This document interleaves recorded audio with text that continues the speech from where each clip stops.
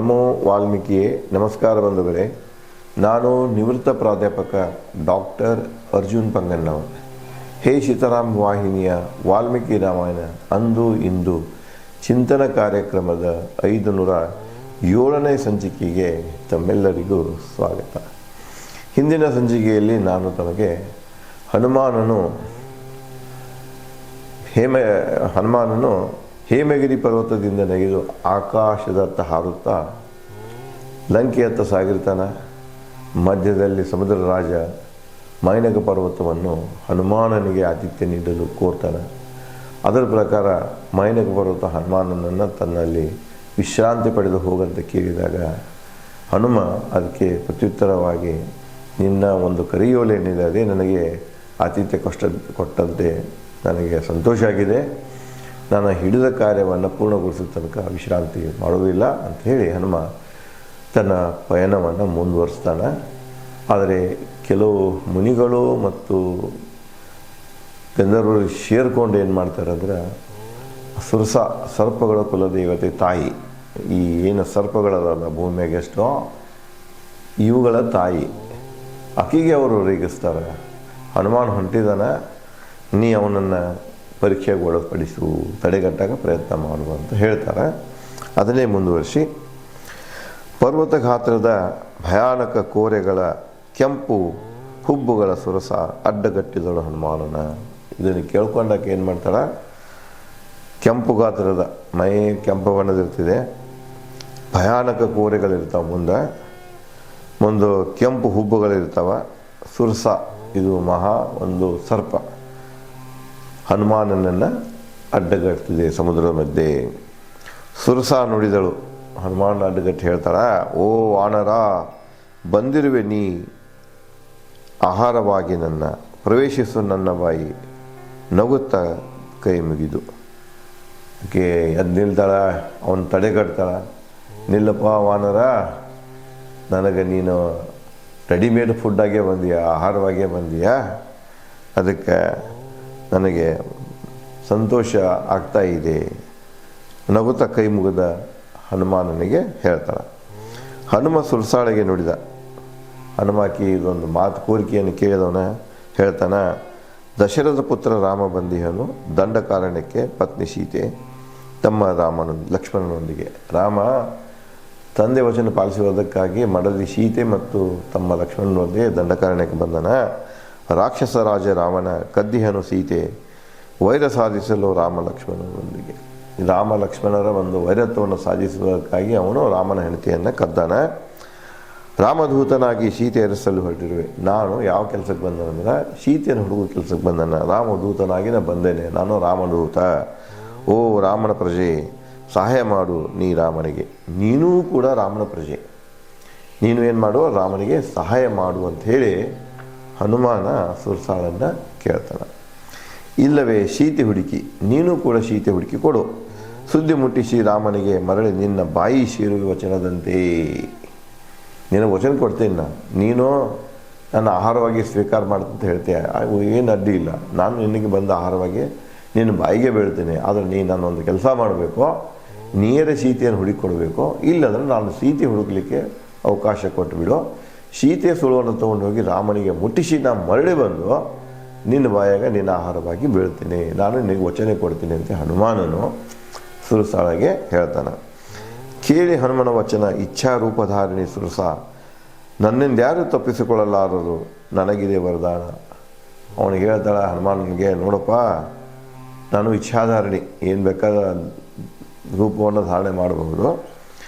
ಮುಂದೆ ನನ್ನಿಂದ ಯಾರೂ ತಪ್ಪಿಸಿಕೊಳ್ಳೋ ಹೋಗೋಕ್ಕಲ್ಲ. ಈಗೇನೋ ನೀನು ತಪ್ಪಿಸಿಕೊಳ್ಳೋ ಹೋಗಿಸಲ್ಲ ನೀವು ಹೊಂಟಿದ್ರೂ ಕೂಡ ನನ್ನಿಂದ ನಿನಗೆ ತಪ್ಪಿಸಿಕೊಳ್ಳೋಕೆ ಸಾಧ್ಯನೇ ಇಲ್ಲ. ನನಗೆ ಅಂಥ ವರದಾನವಿದೆ. ಓ ವಾನರ, ಮೊದಲು ನನ್ನ ಬಾಯಿ ಸೇರು. ಇದನ್ನು ಹೇಳೋದು ಬಿಡು ಕಥೆಯೇ, ಮೊದಲು ನೀನು ನನ್ನ ಬಾಯಿ ಸೇರು, ನಂತರ ಎಲ್ಲಾದರೂ ಹೋಗು ಎಂದಳು ಹನುಮನಿಗೆ. ಮೊದಲು ನನ್ನ ಬಾಯ ಹೋಗಿಬಿಡಿ ಹೊಟ್ಟೆಯಾಗ, ಆಮೇಲೆ ನೀ ಎಲ್ಲರೂ ಹೋಗಿಬಿಡು, ಇದನ್ನು ಇಂಥದ್ದೆಲ್ಲ ಮಾತಾಡಬೇಡ ಅಂತ ಹೇಳಿ ಸುರಸ ಹನುಮಾನನಿಗೆ ಹೇಳ್ತಾಳೆ. ಹನುಮನ ಎದುರು ನಿಂತ ಸುರಸ ನುಂಗಲು ಹನುಮನ ವಿಶಾಲ ಬಾಯಿ ತೆರೆದಳು. ಹನುಮಾನ ನುಂಗಬೇಕಲ್ಲ, ಬಾಯಿಯನ್ನು ವಿಶಾಲವಾದ ಬಾಯಿಯನ್ನು ತೆರಿತಾಳೆ. ಸುರಸಾಳ ಕಂಡು ಹನುಮ ಉಬ್ಬಿಸಿಕೊಂಡು ದೇಹ 10 ಯೋಜನೆ ಉದ್ದ 10 ಯೋಜನೆ ಅಗಲ ಕೋಪದಿ. ಅವನಿಗೆ ಸಿಟ್ಟು ಬಂತು. ಎತ್ತರಕ್ಕೆ 10 ಯೋಜನೆ ಅಗಲಕ್ಕೆ 10 ಯೋಜನೆ ಹೆಂಗೆ ತನ್ನ ಶರೀರವನ್ನು ಉಬ್ಬಿಸಿಕೊಂಡ. ಅಂದರೆ ಆಕೆ ಬಾಯಿಗಿಂತನೂ ಹೆಚ್ಚು ಪಟ್ಟು ಅಂದರೆ ನುಂಗ್ಲಾಕ ಸಾಧ್ಯನೇ ಇಲ್ಲ ಅಂತ ಆಕಾರದಲ್ಲಿ ಹನುಮಾನ ತನ್ನ ದೇಹವನ್ನು ಹಿಗ್ಗಿಸಿಕೊಂಡ. ಹನುಮನ ಆಕಾರ ಕಂಡು ಸುರಸ ಇಮ್ಮಡಿ ಹೆಚ್ಚಿಸಿಕೊಂಡಳು ತನ್ನ ಬಾಯಿ. ಅವನ ಆಕಾರ ನೋಡಿದಕ್ಕೆ ಅದಕ್ಕಿಂತಲೂ 2 ಪಟ್ಟು ತನ್ನ ಬಾಯಿ ಬಾಯಿಯನ್ನು ತೆರೀತಾಳೆ. ಇಬ್ಬರಲ್ಲಿ ಪೈಪೋಟಿ ನಡೆಯಿತು. ಯೋಜನೆಗಳ ದೇಹ ಬಾಯಿ ಹೆಚ್ಚಿಸಿಕೊಳ್ಳ. ಅವನು ಯೋಜನೆಗಳಂತೆ ತನ್ನ ದೇಹ ಹೆಚ್ಚಿಸ್ತಿದ್ದ, ಈಕೆ ತಾನು ಯೋಜನೆಗಳಂತೆ ಬಾಯಿಯನ್ನು ಹೆಚ್ಚಿಸಿಕೊಳ್ತು. ಇವರಿಬ್ಬರ ಮಧ್ಯೆ ಈ ಶರೀರವನ್ನು ಬಾಯಿಯನ್ನು ಹೆಚ್ಚಿಸಿಕೊಳ್ಳುವಂಥ ಪೈಪೋಟಿ ನಡೀತು. ಸುರಸ 90 ಯೋಜನೆ ಬಾಯಿ ಹೆಚ್ಚಿಸಿದಾಗ ಜಾನ ಹನುಮ ಕುಗ್ಗಿಸಿದ ತನ್ನ ದೇಹ. ಅಕ್ಕೆ ಹಂಗೆ ಹೆಚ್ಚು ಮಾಡ್ಕೊತ ಹೋಗಿ ಒಮ್ಮೆಲೆ 90 ಯೋಜನೆ ಅಡಿ ಬಾಯಿಯನ್ನು ದೊಡ್ಡ ಮಾಡ್ಕೊಳ್ತಾಳೆ, ಭಯಂಕರ ದೊಡ್ಡ ಮಾಡ್ಕೊಳ್ತಾಳೆ. ತಕ್ಷಣ ಇವೇನು ಮಾಡ್ತಾನೆ ಹನುಮ ತನ್ನ ದೇಹವನ್ನು ಕುಗ್ಗಿಸ್ತಾನೆ, ಸಣ್ಣ ಮಾಡ್ಕೊಂಡ್ಬಿಡ್ತಾನೆ. ಸುರಸಾಳ ಅತಿ ವಿಶಾಲ ಬಾಯದಲ್ಲಿ ಹೊಕ್ಕು ಹೊರಬಿದ್ದನು. ತಕ್ಷಣ ಹನುಮ ಚಾಣಾಕ್ಷದಿ. ಸಣ್ಣ ಗಾತ್ರ ಆದವನ ಏನು ಮಾಡಿದ ಒಳಗೆ ಬಾಯ ಹೊಕ್ಕ ಒಮ್ಮೆಲೆ ಹೊರಗೆ ಬಂದುಬಿಟ್ಟ. ಆಕೆ ಬಾಯಿ ದೊಡ್ಡ ಬಾಯಿ, ಇವನಿಗೆ ಹೋಗಿ ಬರೋಕಂದ್ರೆ ಈಸಿಯಾಗಿ ಬಿಡ್ತು. ಹೋಗಿ ಹೊರಗೆ ಬಂದುಬಿಟ್ಟ. ಆಕೆ ಬಾಯಿ ಮುಚ್ಚೋದ್ರೊಳಗೆ ಹೊರ ನಿಂತು ಹನುಮ ಹೇಳಿದ ಸುರಸಳಾಗಿ ಏನು ಹೇಳ್ತಾನೆ, ಹೊರಗೆ ಬಾಯ ಹೋಗಿ ಹೊರಗೆ ಬರ್ತಾನೆ. ಹೊರಗೆ ಬಂದ ಸುರಸಳಾಗಿ ಹೇಳ್ತಾನೆ. ಏನು ಹೇಳ್ತಾನಂದರೆ, ಓ ದಕ್ಷ ಪುತ್ರಿ, ನಿನ್ನ ಬಾಯಲ್ಲಿ ಹೋಗಿ ಬಂದೆನು, ನಿನಗೆ ಶುಭವಾಗಲಿ. ನಿನಗೆ ಹೇಳಿದೆ ನನ್ನ ಬಾಯಾಗ ಬಂದು ಹೋಗಂತೇಳಿ, ನೀ ಹೇಳಿದ ಪ್ರಕಾರ ನಿನ್ನ ಬಾಯಾಗ ಹೋಗಿ ಹೊರಗೆ ಬಂದೆನೋ. ಆಕೆ ದಕ್ಷಪುತ್ರಿ ಅಂತಲೂ ಸಂಬೋಧ ಮಾಡ್ತಾನೆ ಆಕೆಗೆ. ಇನ್ನು ನೀನು ದಕ್ಷರಾಜನ ಮಗಳ. ಅದಕ್ಕೆ ಹೇಳ್ತಾನೆ, ನೋಡವ್ವ, ನೀನು ಹೇಳಿದೆ ಆ ಪ್ರಕಾರ ನಿನ್ನ ಮಾತು ಕೇಳಿದೆ, ನಿನ್ನ ಬಾಯಾಗ ಹೋಗಿ ಹೊರಗೂ ಬಂದೇನೆ. ಇನ್ನು ನನಗೆ ಏನು ಮಾಡಿಬಿಡು, ಶುಭಾಶಯವನ್ನು ಹೇಳಿಬಿಡು, ನಾನು ಹೋಗಿಬಿಡ್ತೇನೆ.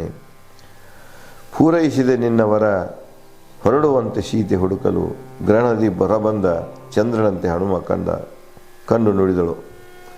ತನ್ನ ವಚನವನ್ನು ಪೂರೈಸಿ ಅಂದರೆ ತನ್ನ ಬಾಯ ಹೋಗ್ಕೊಂಡು ಹೊರಗೆ ಬಂದ ಹನುಮಾನ ಮತ್ತು ಸೀತೆ ಹೊರಗನ್ನು ಹುಡುಕಲು ಹೊರಟಾಗ ಹೆಂಗೆ ಕಾಣುತ್ತೆ ಅಂದ್ರೆ ಕವಿಗೆ ಗ್ರಹಣದಿಂದ ಚಂದ್ರ ಹೊರಗೆ ಬಂದಂಗೆ ಕಾಣಿಸ್ತದೆ.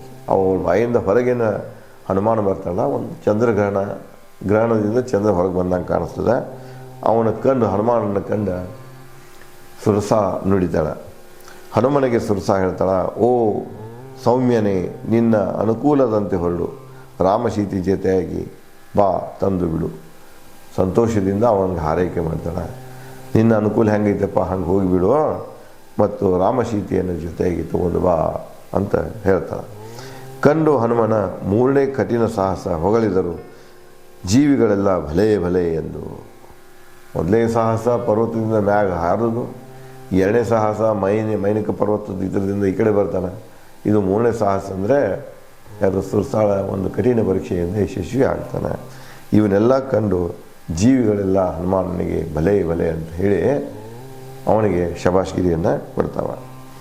ವೇಗದಿ ಗರುಡನಂತೆ ಆಕಾಶ ಸೇರಿದ ಹನುಮ ಮುಂದುವರಿಸಿದ ತನ್ನ ಪಯಣ. ಮತ್ತೆ ಆಕಾಶದಿಂದ ನೆಗೆದು ತನ್ನ ಪಯಣವನ್ನು ಮುಂದುವರಿಸ್ತಾನೆ ಹನುಮಾನ. ವಾಯುಮಾರ್ಗದಲ್ಲಿ ಕಂಡನು ಹನುಮ ವಿಮಾನಗಳ ಹಾರಾಟ ಹಿಂದಾಗಿ. ಪುಷ್ಪಕ ವಿಮಾನ ಕೇವಲ ರಾವಣನಲ್ಲಿ ಮಾತ್ರ ಇದ್ದಿದ್ದಿಲ್ಲ. ತ್ರೇತಾಯುಗದಲ್ಲಿ ಅದು ಒಂದು ಸಾಮಾನ್ಯ ವಾಹನವಾಗಿ, ಹೆಂಗೆ ನಮ್ಮ ವಿಮಾನಗಳ ವಾಹನದ ದೇಶದಿಂದ ದೇಶಕ್ಕೆ ಹೋಗಕ್ಕೆ ಹಂಗೆ ಅಲ್ಲಿ ಪ್ರದೇಶದಿಂದ ಪ್ರದೇಶಕ್ಕೆ ಹೋಗುವ ಸಲುವಾಗಿ ವಿಮಾನಗಳಿದ್ದು. ಆಕಾಶದ ಎತ್ತರಕ್ಕೆ ಒಂದು ನಿರ್ದಿಷ್ಟ ಎತ್ತರಕ್ಕೆ ಹೋದ ನಂತರ ಅವನಿಗೆ ಯಾವ ಕಾಣಿಸ್ತವ, ವಾಯುಮಾರ್ಗದಲ್ಲಿ ವಿಮಾನಗಳ ಹಾರಾಟ ಹಿಂದಾಗಿ ವಿಮಾನಗಳ ಹಾರುವುದನ್ನು ಕಾಣ್ತಾನೆ.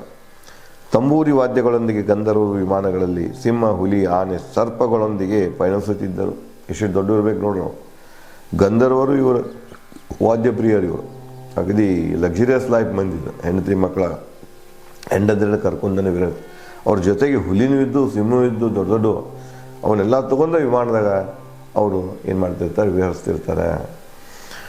ನಾಗ, ಯಕ್ಷ, ಗಂಧರ್ವ, ವಿದ್ಯಾಧರ ಮಹಾಮುನಿಗಳಿದ್ದರು. ಗಂಧರ್ವರಾಜ ವಿಶ್ವವಸು ವಿವರಿಸುತ್ತಿದ್ದರು. ಎಲ್ಲ ಮುನಿಗಳು ಅವರು ಕೂಡ ಅವ್ರದ್ದು ಕೆಲವೊಂದು ವಿಮಾನಗಳಲ್ಲಿ ತಾವೆಲ್ಲನೂ ಏನು ಮಾಡ್ತಿದ್ರು, ಸಂಚರಿಸ್ತಾ ಇದ್ದರು. ಅದನ್ನು ನೋಡ್ತಾ ನಾವು ಚಂದ್ರ, ಸೂರ್ಯ, ಗ್ರಹ, ನಕ್ಷತ್ರ ಮಾರ್ಗಗಳಲ್ಲಿ ವಿಹರಿಸುವ ಅಲಂಕೃತ ವಿಮಾನಗಳು ಕಂಡವು. ಚಂದ್ರ, ಸೂರ್ಯ ಮಾರ್ಗಗಳಲ್ಲಿ, ಗ್ರಹ ನಕ್ಷತ್ರಗಳ ಮಾರ್ಗ ಅಂದರೆ ಆಕಾಶದಲ್ಲಿ ಈ ವಿಮಾನಗಳು ಹಾರಾಡುವುದನ್ನು, ಅಲಂಕೃತ ವಿಮಾನಗಳು ಹಾರಾಡುವುದನ್ನು ಹನುಮ ಕಂಡ.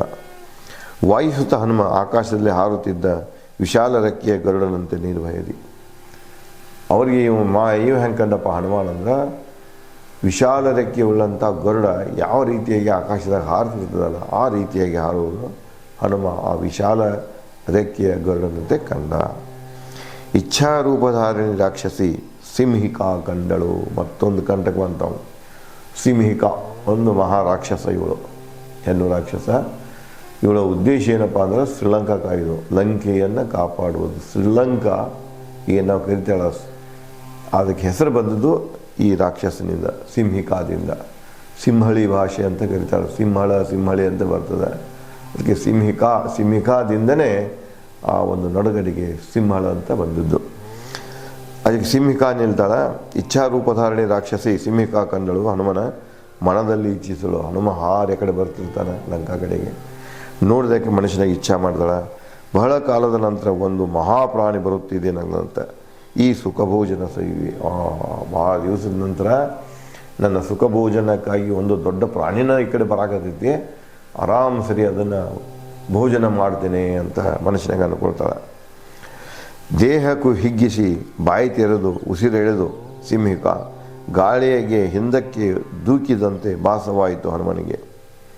ಬಾಯಿ ತೆಗಿತಾಳ, ಜೋರಾಗಿ ಉಸಿರು ಇಳಕ್ಕೆ ಶುರು ಮಾಡ್ತಾಳೆ. ಉಸಿರು ಇಳ್ತಾ ಇರುವುದರಿಂದ ಹನುಮನಿಗೆ ಆ ರಭಸದ ಅರಿವಾಗ್ತಿದೆ. ಅವನಿಗೆ ಯಾರೋ ನನ್ನನ್ನು ತನ್ನತ್ತ ಸೆಳೆದುಕೊಳ್ತಾ ಇದ್ದಾರೆ ಅಂತ ಅವನಿಗೆ ಅನ್ನಿಸ್ತಿದೆ. ಮೇಲು ಕೆಳಗೆ ಹಾರುತ್ತಾ ಹಿಂದಕ್ಕೆ ನೋಡಿದ ಹನುಮ. ಮ್ಯಾಲ ಕೆಳಗೆ ಹಾರ್ತಾ ಏನು ಮಾಡಿದ, ಹಿಂದಿನಿಂದ ಜಗಾಗದಿತ್ತು ಅದು ಗಾಳಿ. ಹಿಂದಕ್ಕೆ ಹೊಳೆ ನೋಡಿದವ ಹನುಮ. ಸಮುದ್ರದ ಮೇಲಿದ್ದ ನಿಂತ ದೈತ್ಯ ಪ್ರಾಣಿ, ಅದ್ರ ಹಿಂದೆ ಒಂದು ದೊಡ್ಡ ದೈತ್ಯ ಪ್ರಾಣಿ ನಿಂತಿತ್ತು. ಸುಗ್ರೀವ ಹೇಳಿದ ದೈತ್ಯ ಪ್ರಾಣಿ ಇದೆ. ಸುಗ್ರೀವ ನನಗೆ ಎಚ್ಚರಿಕೆ ಕೊಟ್ಟಿದ್ದ, ಸಮುದ್ರ ದಾಟೋ ಕಾಲಕ್ಕೆ ಒಂದು ದೈತ್ಯ ಪ್ರಾಣಿ ಇದೆ, ಅದನ್ನು ನೀನು ದಾಟಿಸಿಕೊಂಡು ಹೋಗಬೇಕು, ಅದು ದಾಟಕ್ಕೆ ಕೊಡುವುದಿಲ್ಲ ಅಂತ ಹೇಳಿರ್ತಾನೆ. ಇದೇ ದೈತ್ಯ ಪ್ರಾಣಿ ಆಗಿರಬೇಕು ಸುಗ್ರೀವ ಹೇಳಿದ್ದು ಅಂತ ಹೇಳಿ ನೆನೆಸಿಕೊಳ್ತಾನೆ. ಮನದಲ್ಲಿ ನುಡಿದನು ಹನುಮ. ಇವಳೇ ಸಿಂಹಿಕಾ ಗುರುತಿಸಿ ಹನುಮ ಹೆಚ್ಚಿಸಿಕೊಂಡನು ತನ್ನ ದೇಹ ಕಾರ್ಮೋಡಿನಂತೆ. ಗೊತ್ತಾಯ್ತು ಅವ್ನು, ಈಕೆ ಸಿಂಹಿಕಾ ಇದ್ದಾಳ, ಸಿಂಹದ ರಕ್ಷಕಿ ಈಕೆ ಅದಾಳ, ಈ ದ್ವೀಪದ ರಕ್ಷಕಿ ಈಕೆ ಅದಾಳ, ಲಂಕಾದ ರಕ್ಷಕಿ ಇವಳೇ ಇದ್ದಾಳೆ.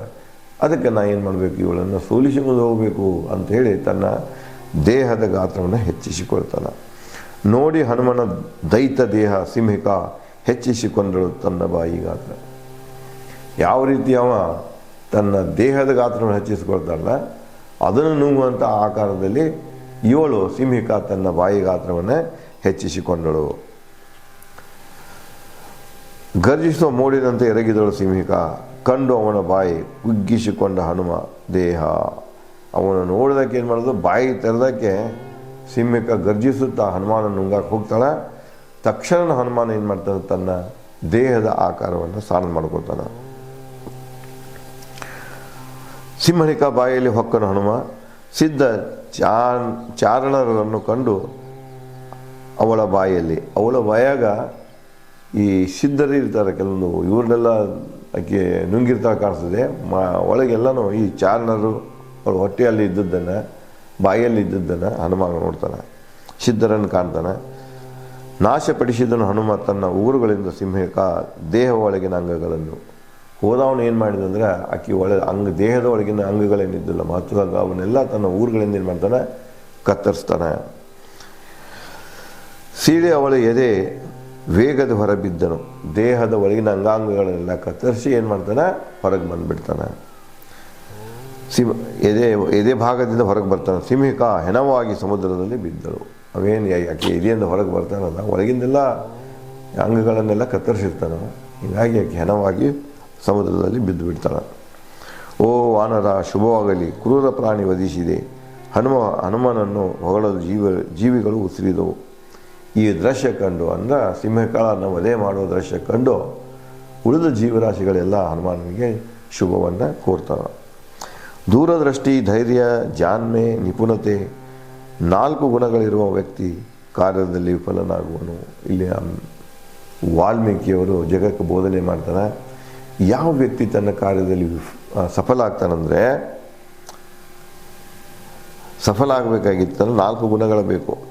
ಒಂದು ದೂರದೃಷ್ಟಿ ಇರಬೇಕು ಅವನಲ್ಲಿ, ಎರಡನೇದು ಧೈರ್ಯ ಇರಬೇಕು, ಮೂರನೇದು ಜಾಣ್ಮೆ ಇರಬೇಕು, ನಾಲ್ಕನೇದೇ ನಿಪುಣತೆ ಇರೋದು. ಈ ಗುಣಗಳು ಒಂದೆರಡು ಇರಲಿಲ್ಲ ಅಂದ್ರೆ ಅವನು ವಿಫಲ ಆಗ್ತಾನೆ, ಗುಣಗಳಿದ್ದು ಅಂದ್ರೆ ಅವನು ಸಫಲನಾಗ್ತಾನೆ ಅಂತ. ಗರುಡನಂತೆ ಪುನಃ ವೇಗದಿ ಹಾರಿದನು ಆಕಾಶದಲ್ಲಿ ಮಹಾಬಲಿ ಹನುಮಾನನು. ಅವನು ವಧೆ ಮಾಡಿದವನು ಮತ್ತೆ ಆಕಾಶಕ್ಕೆ ಎತ್ತರಕ್ಕೆ ಇವನು ಮುಂದುವರಿತಾನೆ. 100 ಯೋಜನೆ ಕೊನೆಗೊಂಡಿತು. ಇಷ್ಟೆಲ್ಲ ಮಾಡಿಬಿಡೋದಂದ್ರೆ ಸಮುದ್ರ ದಂಡೆ ಇದ್ರ ದಂಡೆ ಬಂದುಬಿಡ್ತದೆ, ಯಾವುದು ಶ್ರೀಲಂಕಾದ ದಂಡೆ ಬಂದುಬಿಡ್ತದೆ. 100 ಯೋಜನೆ ಕೊನೆಗೊಂಡಿತು. ಕಂಡವು ಗಿಡಮರ ಕಡಲ ತೀರ ಪಯಣ ಮುಗಿಸಿತು. ಅಲ್ಲಿ ಎದುರಿಗೆ ಕಡಲ ತೀರ ಕಾಣಿಸ್ತದೆ, ಗಿಡಮರಗಳು ಕಾಣಿಸ್ತಾವೆ. ಅಲ್ಲಿಗೆ ಅವನು ಈ 100 ಯೋಜನೆ ಹಾರುವ ಸಮುದ್ರ ಉಲ್ಲಂಘನೆ ಮಾಡುವಂಥ ಒಂದು ಪಯಣ ಇತ್ತಲ್ಲ, ಆ ಪಯಣ ಅಲ್ಲಿಗೆ ಮುಗಿತಿದೆ. ನೆಲದ ಮೇಲೆ ಇಳಿಯುತ್ತಲೇ ಹನುಮಾನ ಕಂಡು ನಡುಗಡ್ಡೆ ಮಲಯ ವಲಯ ಅರಣ್ಯಗಳ ಗಿಡಮರಗಳ ದೃಶ್ಯ. ಅಲ್ಲಿ ನಿಂತವನ ಎಡಕ್ಕ ಬಲಕ್ಕ ಈ ವಲಯ ಪರ್ವತಗಳ ಆ ದೃಶ್ಯಗಳನ್ನು ಕಾಣ್ತಾನೆ, ಅರಣ್ಯಗಳ ದೃಶ್ಯವನ್ನು ಕಂಡನು. ಇಂದ್ರಿಯಗಳ ನಿಯಂತ್ರಿಸಿ ಶಾಂತ ಮನಸ್ಸಿನಿಂದ ಹನುಮ ಕಂಡನು ನದಿಗಳ ಪತಿಸಾಗರ ಸೇರುವ ರಮ್ಯ ದೃಶ್ಯ. ತನ್ನ ಎಲ್ಲ ಇಂದ್ರಿಯಗಳನ್ನು ಅಂದ್ರೆ ನೀರಡಿಕೆ ಆಗಿರಬಾರ್ದು, ಊಟ ಆಗಿರಬಾರ್ದು, ಇವೆಲ್ಲ ಇಂದ್ರಿಯಗಳನ್ನು ನಿಗ್ರಹ ಮಾಡಿಕೊಂಡು ಕಂಟ್ರೋಲ್ ಮಾಡಿಕೊಂಡು ಅವನು ಏನು ಮಾಡ್ತಾನೋ ಒಂದು ದೃಶ್ಯವನ್ನು ಕಾಣ್ತಾನೆ. ಹೇಗೆಂದರೆ ಈ ನದಿಗಳೆಲ್ಲ ಸೇರಿಕೊಂಡು, ನದಿಗಳ ಪತಿ ಅಂದರೆ ಸಾಗರ, ಅದಕ್ಕೆ ಅವು ನದಿಗಳು ಓಡಿ ಬಂದು ಪತಿಯನ್ನು ಸೇರುವ ಅಂದರೆ ಎರಡೂ ಬದಿಗೆ ನದಿಗಳ ಬಂದು ಸಮುದ್ರ ಸೇರೋ ದೃಶ್ಯವನ್ನು ಕಂಡು ಸಂತೋಷ ಪಡ್ತಾನೆ. ತನ್ನ ದೇಹವನ್ನು ಸಾಮಾನ್ಯ ರೂಪಕ್ಕೆ ತಂದನು. ಎಲ್ಲವನ್ನು ತೊರೆದು ಆತ್ಮವಿಮೋಚನೆ ಮಾಡಿಕೊಂಡ ಹನುಮಾನ. ಆತ್ಮವಿಮೋಚನೆ ಎಲ್ಲನೂ ತನ್ನ ದೇಹವನ್ನು ಮೂಲ ರೂಪಕ್ಕೆ ತೊಗೊಂಡು ಬಂದು ಸ್ನಾನ ಮಾಡಿದ, ಎಲ್ಲ ಇಂದ್ರಿಯಗಳನ್ನು ತ್ಯಾಗ ಮಾಡಿದ, ಮನಸ್ಸಿನ ನಿಯಂತ್ರಣ ಹೇಳಿದ, ಮನಸ್ಸಿನ ಮ್ಯಾಗ ಒಂದು ಶಾಂತ ಚಿತ್ತವನ್ನು ಹೊಂದಿದ. ಅದಕ್ಕೆ ಆತ್ಮವಿಮೋಚನೆ ಅಂತ ಕರೀತಾರೆ. ಹನುಮಾನನು ಆತ್ಮವಿಮೋಚನೆಯನ್ನು ಹೊಂದಿದ. ಸಮುದ್ರದ ದಡ ಪರ್ವತ ಶಿಖರ ಮೇಲೆ ನಿಂತು ಹನುಮ ವೀಕ್ಷಿಸಿದ ಲಂಕಾ ನಗರವನ್ನು ಮಹಾಸರ್ಪ ರಾಕ್ಷಸಿ. ಅಲ್ಲೇ ಒಂದು ಬೆಟ್ಟ ಇರ್ತದೆ, ಬೆಟ್ಟದ ಮೇಲೆ ಹತ್ಕೊಂಡು ಹನುಮ ನೋಡ್ತಾನೆ ಲಂಕೆಯನ್ನು. ಮಹಾಸರ್ಪ ರಾಕ್ಷಸಿ ಮಹಾಪರ್ವತ ಸಮುದ್ರ ಅಲೆ ಕಂಡು ರಾಮನಿಗೆ ಕಂಡಿತು ಲಂಕಾ ನಗರ ಇಂದ್ರನ ಅಮರಾವತಿಯಂತೆ. ಅದು ರಾಕ್ಷಸರದ್ದು ಗಿಡ ಮರ ಬಡಿ ಎಲ್ಲ ನೋಡಿ ಆ ಲಂಕಾ ನಗರಿಗೆ ಅವನಿಗೆ ಹೆಂಗೆ ಕಾಣಿಸ್ತಪ್ಪ ಅಂದರೆ ಇಂದ್ರನ ಅಮರಾವತಿಯಂತೆ ಕಂಡಿತು. ಇನ್ನು ಮುಂದೆ ಯಾವ ರೀತಿಯಾಗಿ ತನ್ನ ಪಯಣ ಬೆಳೆಸ್ತಾನೆ, ಸೀತೆ ಹುಡುಕಲಿಕ್ಕೆ ಶುರು ಮಾಡ್ತಾನೆ ಅನ್ನೋದನ್ನು ನಾನು ತಮಗೆ ಮುಂದಿನ ಸಂಚಿಕೆ ಹಂಚಿಕೊಳ್ಳುತ್ತೇನೆ. ಧನ್ಯವಾದಗಳು.